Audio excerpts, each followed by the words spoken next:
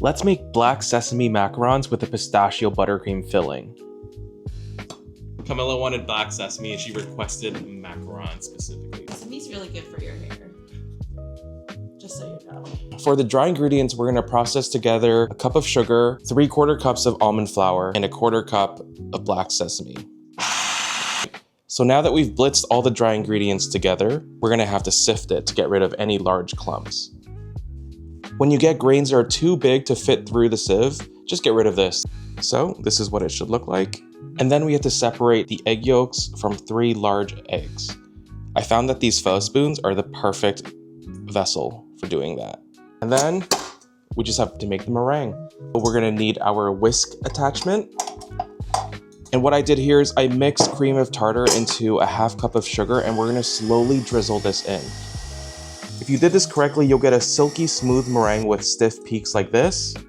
I just add all the dry ingredients in at once, and then we start the macaronage, which means we're gonna mix this in together, and we're gonna push against the sides, and we're trying to press out a little bit of the excess air. This is still very airy. We gotta get more of the air out of this. We should get this lava-like consistency here. Then we have to prep the icing bags. I'm using one with a round tip like this. So here it is prepped. You can add a little bit of the macaron to the corners so that the paper sticks. And then we're gonna pipe the macarons. Try to get them the same size. Here's a closer up look.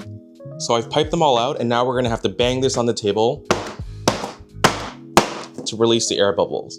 Do you see how some air bubbles are coming up?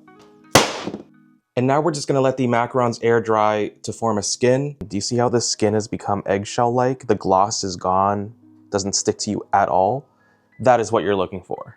So we'll go ahead and bake them in the oven. All right, halfway through, looks like the feet are forming, and we're gonna have to rotate. This is how the macarons came out.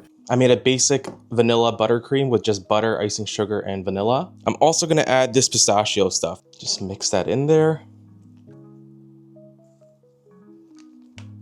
We're gonna have to find macarons that fit each other in size. So just fill the middle with the buttercream like this, and then we press it together. And there's your macaron. If you pair them up like this in advance, you can just easily do them all at once. The hardest part about making macarons is having to wait 24 hours for them to mature. Basically, we've baked the biscuits dry, and now the moisture from the filling is gonna go into the shells and make the macaron soft the next day. You have to wait.